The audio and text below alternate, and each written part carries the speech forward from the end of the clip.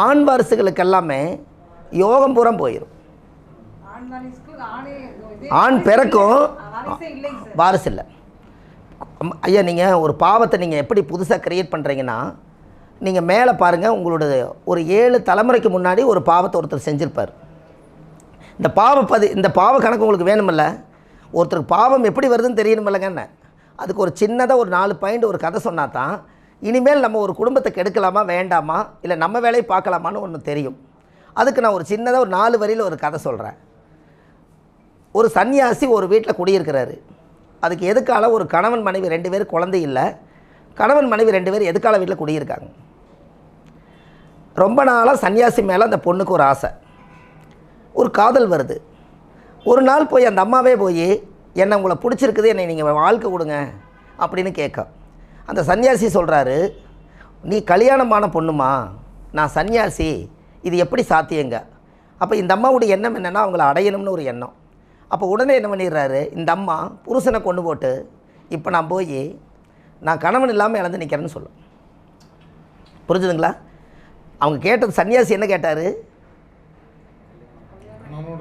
கணவனோட நீ கணவன் மனைவியாக இருக்கிறேன்னு சொல்ல. அப்போ இது தானே தடுக்குது.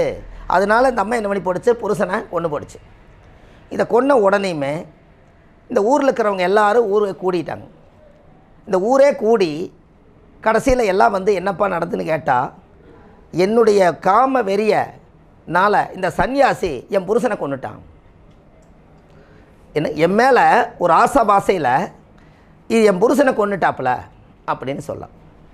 இந்த சாட்டு இந்த புருஷனை கொண்டாச்சுங்களா, இப்போ இந்த சன்னியாசிக்கு என்ன கொடுக்கணும், அவனவே கொண்டாச்சு, ஒரு தண்டனை இந்த காலத்தில் கொடுக்கணும் இல்லையா? அதனால் உயர கொள்ள வேண்டாம்னு ஊரே மன்னிச்சு கையை மட்டும் வெட்டிட்டு விட்ருங்க அப்படின்னு சொல்லி இந்த மணிக்கட்டோடு வெட்டி விட்டாங்க.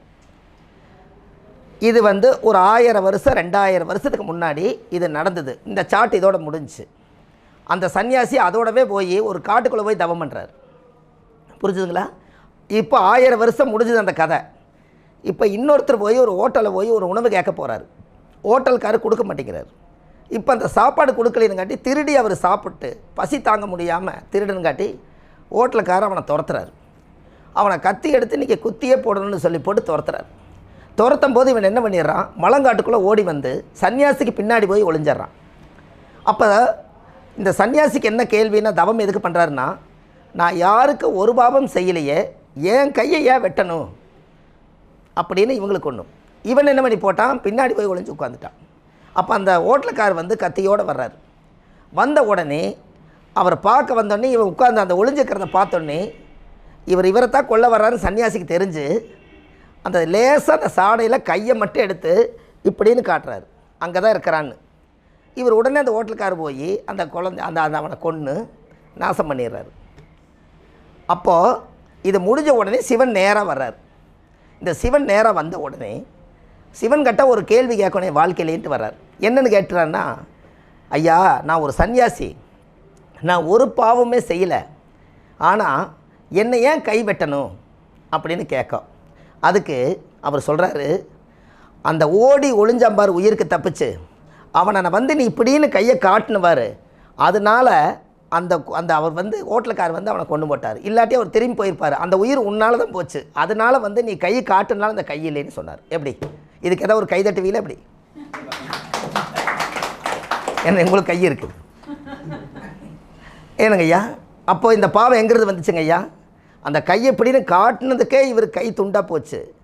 அப்போது இந்த பாவத்தை வந்து சன்னியாசி காட்டுனால சிவன் கரெக்டாக சொல்லிட்டு போயிட்டார், அந்த உயிரை படைச்சது நான், அந்த உயிரை எடுக்கிறது நான் தான் எடுக்கணும், நீ ஏன் வந்து தவம் பண்ணிவிட்டு என்னை நினச்சிட்டே இருக்க வேண்டியதானே, ஒருத்த கொல்ல வந்தாங்கிறதுக்காக நீ எதுக்கு வந்து கையை காட்டின, அவனே தெரியாமல் சுற்றுறான், அவன் முன்னாடி போய் நீ அங்கே தான் இப்போ ஒளிஞ்சிக்கிறாப்படி நீ எதுக்கு சாடையில் காமிச்ச, அந்த சாடையில் இப்படி கையை காமிச்சதுனால தான் உனக்கு வந்து கை போச்சு. அப்போது 1000 வருஷத்துக்கு முன்னாடி நடந்த ஒரு சாபத்துக்கு இப்போ தான் அதுக்கு பரிகாரம் கிடச்சிருக்குதுங்க. இப்போ புரியுதுங்களா ஐயா? அப்போ இனிமேல் ஒரு குடும்பத்துக்குள்ளே கொண்டு போய் யார் என்ன பண்ணாலும் பரவாயில்ல, அவங்களுடைய கர்மா, நாம் போய் அந்த குடும்பத்துக்கு ஒரு பிரிவினைக்கு ஒரு தொடர்பாகக்கூடாதுன்னு சொல்ல வரேன். என்னங்க ஐயா? அவங்க இப்போ நீங்கள் நல்லா பாருங்கள், ஒரு குடும்பத்தில் டைவர்ஸ் ஆகுது, கல்யாணமாகி பிரிகிறாங்க, இது என்ன சாவணி யாராவது தெரியுமா? ஐயா ஒரு கல்யாணம் ஆகுது, நல்லா தான் எல்லாமே ஒரு பொருத்தம் பார்த்தா கல்யாணம் பண்ணி வச்சாங்க, ஜோசியர் எல்லாமே பொருத்தம் போட்டு கொடுத்தாங்க, எல்லாம் நகராங்க. ஒரு 3 மாதம் கூட வாழல, ஏதோ ஒரு மனஸ்தாபத்தினால 2 பேரும் பிரிஞ்சிடுறாங்க. இல்லை கல்யாணமாகி நின்று போகுது, இல்லை கல்யாணம் நிச்சயதார்த்தம் நின்று போகுது. அது காரணம் என்ன தெரியுங்களா? ஒரு குடும்பத்தில் வசதியாக இருக்கிறாங்க, ஒரு குடும்பம் ஏழையாக இருக்காங்க. அந்த வசதியான குடும்பத்தில் இந்த ஏழை பொண்ணு போச்சுன்னா இந்த அம்மாவும் வசதி ஆயிருன்னு எதுக்காக இருக்கிற அம்மாளுக்கு பொறாமை. அதனால் இதை தட்டி விட்டுருச்சு போன பிறவிலேயே. அதனால் என்ன போச்சு, இந்த அம்மாளுக்கு அங்கே போய் வாழ வேண்டியதை தடுத்து இந்த அம்மா தான். அதனால் இந்த அம்மா உள்ளையோடது வாழ்க்கை பிரிஞ்சு நிற்கிது. இப்போ புரிஞ்சுதுங்களா? நீங்கள் எதை விதைச்சிங்களோ அதுதான் எதுக்கால இருக்குதுங்கன்னு. கொஞ்சம் எல்லாம் சைலண்டில் போட்டு ஐயா, நாம் பந்தெடுத்து செவுத்தில் அடித்தா எங்கேங்க ஐயா வரும்? அதைவே நீங்கள் நினச்சிக்க வேண்டியதான். பந்தெடுத்து செவுத்தில் அடித்தா எதுக்கு தான் வரும்? அதில் ஒன்றும் மாற்றம் இல்லையே. அப்போது ஒருத்தருடைய கர்மா நாம் நீங்கள் நல்லா யோசிச்சு பாருங்கள். ஒருத்தர் கேஸ் போடுறோம், ஒரு கோர்ட்டில் ஒரு கேஸ் போட்டுறோம். கேஸு 18 வருஷமாக இழுக்குது. இந்த 18 வருஷமாக இழுக்கும்போது என்ன நினச்சிட்டு இருக்குதுன்னா, வக்கீல்கிட்ட நம்ம போய் பணத்தை கட்டுறோம், ஜட்ஜுக்கிட்ட போய் உத்தரவு கேட்குறோம். எல்லாமே ஒரு கோபந்தான். அந்த கோபத்துக்காக கேஸ் போட்டார். ஒரு சொத்து ப்ராப்பர்ட்டி கூட இல்லை. என்னை ஒருத்தன் என்னை இப்படி பேசிட்டானல்ல, அது மான வழக்கு லிஸ்ட்டை போட்டு பண்ணுறாரு. அப்போது இந்த கர்மாவுக்கு கேஸு போட்டு 100 வருஷமாக கேஸ் இழுக்குது. இந்த இடத்துல பரிகாரம் என்ன தெரியுங்களா? இந்த கேஸுக்கு போயிட்டே இருக்குது, அடுத்த பிறவி எடுத்தாலும் கேஸ் போயிட்டே இருக்குது. அப்போ நம்மளோட மனசுக்குள்ளே அவனுக்கு நம்ம கேஸ் போடக்கூடாது, நம்மளே நமக்கு ரிலீஸ் பண்ணிட்டா தான் அந்த பூர்த்தி ஆகும். இல்லைன்னா அவங்களோட அந்த ஆதங்கம் அதுக்கு ஒரு பிறவி எடுத்து மறுபடியும் அந்த கேஸுக்குள்ளே நம்ம போய்த்தாகணும். ஒரு கோபத்தை நம்ம ரிலீஸ் பண்ணலைன்னா கண்டிப்பாக அந்த பிரச்சனை நம்மளுக்கு பின்னாடி இருக்கும். ஒரு ஆத்மா உயிர் போகும்போது எத்தனை கோபத்தையும் சாபத்தையும் கொண்டுட்டு போகுது. அது மனசார பூர்த்தியாக திருப்தி ஆகாமல் ஒரு ஆத்மா இறந்துருச்சுன்னா அடுத்த பிறவியில் எதெல்லாம் நினச்சதோ அதுக்காகத்தான் பிறவி வாங்குதுங்கன்னு. எனக்குய்யா, பிறவி நீங்கள் எதுக்கு வாங்குறீங்கன்னு, எந்த பொருளை அடையிலையோ அது அந்த எண்ணம் இருக்கும். அதனால தான் 100 பிறவியும் கூட ஒரு மனிதன் எடுத்து வருவாங்கன்னு. 21 தலைமுறையில் கான்செப்டே வரல. 100 பிறவி எடுத்தும் கூட வருவாங்க. மைசூர் மகாராஜாவுடைய அமைப்பே எப்படி, அவருக்கு குழந்தை கிடையாது. ஏதோ ஒரு பலிக்காக ஏதோ ஒரு குழந்தைய ஒரு கர்ப்பிணி பெண்ணவோ ஒரு வதை செஞ்சாச்சு, ஒரு யாக பலியில் என்னமோ பண்ணியாச்சு. அப்போ அது தோஷம் அடைஞ்சிருச்சு. அப்போ அடுத்து அவருக்கு ராஜாவுக்கு குழந்தை இல்லை. அப்போ அவர் என்ன பண்ணுறாரு, அந்த சாபத்தேடு குழந்தை இல்லாமல் போயிடுச்சு. மறுபடியும் அவர் இன்னொரு குழந்தையை தத்தெடுக்கிறார். அவர் தான் ராஜா, அவருக்கும் குழந்தை இல்லை. மறுபடியும் அவருக்கு வேணும்னு இன்னொரு குழந்தையை தத்தெடுக்கிறாரு. அவர் தான் ராஜா. கடைசி வரைக்குமே வாரிசு இல்லாமல் போச்சு, அரண்மனையே அழிஞ்சு போச்சு. அப்போ ராஜ வம்சமே அழியுதா? அப்போ இந்த சாபம் எங்கிறதுங்க ஐயா வருது? என்னங்கய்யா, கர்ப்பிணி வைத்து கொடுக்கக்கூடிய குழந்தையோடு சேர்ந்து தான் ஏதோ ஒரு பலிதானம் கொடுக்கும்போது இந்த ராஜவம்சத்தில் அந்த சம்பவம் நடந்ததுன்னு ஒரு புராண நூல் சொல்லுது. அப்போ அந்த ராஜாவுக்கு குழந்தை இல்லை. அப்போ மைசூர் மகாராஜாவுக்கு குழந்தை இல்லை. குழந்தை இல்லைன்னு அவர் என்ன பண்ணுறாரு, இன்னொரு தத்தெடுக்கிறாரு. அந்த தத்தெடுத்தவர் தான் அடுத்த ராஜாங்கன்னு. அவருக்கும் குழந்தை இல்லை.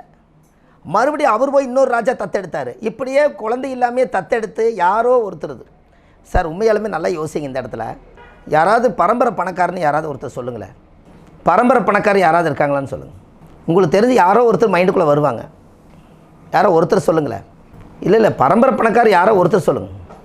வாரிசுங்கிறதே வேண்டாம், யாரோ ஒருத்தர் வச்சுக்கோங்க, அவ்வளோதான். அது ஒன்று ஒரு உதாரணத்துக்கு சொல்கிறேன். ஐயா, இந்த உலகத்தில் யாருமே பரம்பரை பணக்காரர் கிடையாது. அதை முதல் எழுதி வச்சுக்கோங்க, அதுதான் உங்களுக்கு ரெக்கார்டு. ஏன்னா பரம்பரை பணக்காரர் யாருமே கிடையாது. என்ன காரணம்னா, இப்போ இருக்கிறவர் பரம்பரை பணக்காரன்னா அவங்க அப்பா ஏழையாக தான் இருந்தார். அப்போ அவர் ஜீரோலேருந்து தானே அவர் வந்தாருங்கண்ணே. அப்புறம் எங்கள் பரம்பரை பணக்காரர் வந்துச்சுன்னு ஐயா உங்களுக்கு புரியுதா? இவர் இப்போ இருக்கிறவர் கரண்ட்டில் இருக்கிறவர் பரம்பரை பணக்காரர். அது காரணம் ஒரு 1000 ஆளுகளை வேலை செஞ்சு, என்னங்க 1000 ஆளுகளை வேலை செஞ்சு அவங்களுக்கெல்லாம் சம்பளம் கொடுத்து போக மிச்சம் எடுத்து உங்கள்கிட்ட பணம் இருக்குதுன்னு சொல்கிற மிச்சம். அதுக்கு பேரே பணக்காரு. பிரித்து பாருங்கள், பணம் இருக்கிற காரு வச்சுருப்பார், அதை பணக்காரு. இதானே? இது ஒன்றும் வேறு ஒன்றும் இல்லை. அந்த பணமும் காரும் இருந்தால் இன்றைக்கி எல்லாருமே காரும் பணம் வச்சுக்கிறாங்க இல்லைங்க ஐயா. அப்போ பரம்பரைங்கிறது அவங்க அப்பா பணக்காரு கிடையாது. எப்படிங்க? இப்போ இருக்கிறவருக்கு அவரை விதைச்சார் இல்லைங்களா, அவங்க அப்பா பணக்கார் இல்லை, அவங்க தாத்தா ஏழை. அப்போ எல்லாருமே ஜீரோவிலேருந்து தான் வர முடியும். பணம் அதிகமான முறையில் ஒருத்தர் பரம்பரை பணக்காரன்னு சொன்னால் கடவுள் விட மாட்டார். புரிஞ்சுங்களா? கடவுள் நம்மளை விட மாட்டார். ஏன்னா இயற்கைக்கு மேலே போக முடியாதுங்கண்ணே. அதுக்கு ஒரு பிரச்சனை கொடுத்து கீழே வந்துடுவாங்கண்ணே. என்னங்கய்யா? அப்போ நம்ம பணம் பந்தியிலே குணம் குப்பையிலே, இதை பார்த்து உணர்ந்து நடக்காதவன் மனிதனில்லை. அதுக்கு அந்த காலத்தையே சொல்லி வச்சிட்டாங்க. அப்போ இனிமேல் 400 கோடி ரூபா சம்பாரித்தாலும் 4 இட்லிக்கு மேலே சாப்பிட முடியாதுங்கண்ணே. அப்போ இங்கே எங்கேங்க பரம்பரை பணக்காரர் வந்துச்சு? அதனால தான் பணம் வந்து நமக்கு தேவையான அளவுக்கு நம்ம கொண்டு போகணும். அதுக்கு நான் ஒரு பரிகாரம் சொல்கிறேன் பாருங்கள். அந்த பரிகாரம் என்ன ஒரு பரிகாரம் கேட்டிங்கன்னா, நீங்கள் எல்லா நேரம் பச்சை தண்ணியில் தானே குளிக்கிறீங்க, இல்லைன்னே சுடு தண்ணியில் குளிப்பீங்க, அதானுங்க. இனிமேல் நீங்கள் என்ன பண்ணிடுறீங்கன்னா, இந்த செந்தாமரை கொண்டு வந்து நைட்டில் ஊற வச்சுருங்க. வெள்ளிக்கிழமை வியாழக்கிழமை நைட்டு கொண்டு வந்து செந்தாமரையை தண்ணியில் ஊற வச்சுருங்க. செந்தாமரையை தாமரை பூவை தண்ணியில் ஊற வச்சுருங்க. வெள்ளிக்கிழமை அன்னைக்கு சுக்கரனுடைய நாள் வருதில்ல, அன்னைக்கு நீங்கள் எப்பவும் போல் பாத்ரூமில் போய் குளிச்சுட்டு அந்த தாமரை தீர்த்த ஒரு குடத்தை உங்கள் தலையில் ஊற்றிட்டு வாங்க. மகாலட்சுமி உங்கள் உடம்புல வாசம் செய்யும், காசு வரும். எப்படி என்னங்கம்மா? இனி இது நீங்கள் செய்யலாம் இல்லையா? நம்ம எல்லா நேரம் ஒரே தண்ணியத்தை ஊற்றுற பைப்பில் வருது. உப்பு அதுக்கு தெரிஞ்ச விஷயங்கள் அதெல்லாமே. இப்போ நல்லா யோசிச்சு பாருங்கள். நம்ம ஜாதகத்தில் நவகிரக தோஷம் இருக்குதுன்னு சொல்கிறாங்க. நைட்டே ஊற வச்சுட்டே அந்த எசன்ஸ் இருக்குமல்ல, ஊற வச்சிங்கன்னா தான் அதோட வாசம் கீழே வரும். வெறும் தண்ணி ஊற முடியாது. இப்போ நவகிரக தோஷம் ஒருத்தருக்கு இருக்குது, கலர் ஆயிரும். அதில் ஆமாம், நீங்கள் சோப்பு போட்டுட்டு நீங்கள் உள்ளே குளிச்சுட்டு இருப்பீங்கம்மா. அதை முடிச்சுட்டு ஒரு தீர்த்தத்தை கொண்டு போய் உள்ளே வச்சுக்கோங்க. ஆண்களாக இருந்தாலும் பெண்கள் இருந்தால் வச்சுக்கோங்க. அந்த தாமரை தீர்த்தத்தில் நீங்கள் குளிங்க. தாமரை குளத்தில் குளிச்சதுக்கு சமந்தானே. அப்போது மகாலட்சுமி எங்கே குடியிருக்குதுன்னா, இப்போ ஒன்றும் வேண்டாங்க, மகாலட்சுமி எங்கே குடியிருக்குதுன்னு சொன்னாங்க. மகாலட்சுமி எதில் உட்காந்துருக்குதுங்கண்ணே? அமௌண்ட்டோடு உட்காந்துருக்குது, பணம் இருக்குது, உட்காந்துருக்குது. இத்தனை இந்த காசோடு சேர்த்து கீழே தாமரை தான் நிற்குதுங்கண்ணே. இந்த தாமரை அதே நம்ம வீட்டில் இருந்தால் அந்த தாமரையோட தீர்த்தம் நம்ம மேலே படும்போது இந்த மகாலட்சுமி வந்து அந்த காலத்திலேயே காசுக்கு வந்து தாமரை மகாலட்சுமின்னு வச்சுருக்காங்க. அப்போ ஒரு நாளாவது தாமரை தீர்த்தத்தில் நம்ம குளிச்சிருக்கிறோமா? அப்போ இனிமேல் நம்ம வியாழக்கிழமைக்கு ஏன் நான் ஊற வைக்க சொல்கிறேன்? அது சுக்கரனுடைய ஆதிக்கமாக இருக்கிறனால வியாழக்கிழமை ஊற வச்சு வெள்ளிக்கிழமைக்கு தாமரையை தீர்த்தத்தில் குளிங்க. அதுக்கப்புறம் அந்த தாமரை தலை நம்மளுக்கு வேண்டியதில்லை. இது வாரம் நீங்கள் செஞ்சு பாருங்க, நம்மளுக்கு காசை பிடிச்ச தரித்திரம் நம்மளை விட்டு போயிடும். இது நீங்கள் ஜாதகம் பார்க்க வர்றவங்களுக்கு இதை சொன்னால் இது ஒரு வித்தியாசமாக இருக்கும் இல்லைங்க. இத்தனை நாள் நான் பச்சை தண்ணியில் தான் குளிக்கிறேன் பாரு அவர், அப்புறம் கேட்டால் நான் சுடு தண்ணியில் குளிக்கிறேன் பாரு. அப்போ இந்த இடத்துல எதுவுமே இல்லை.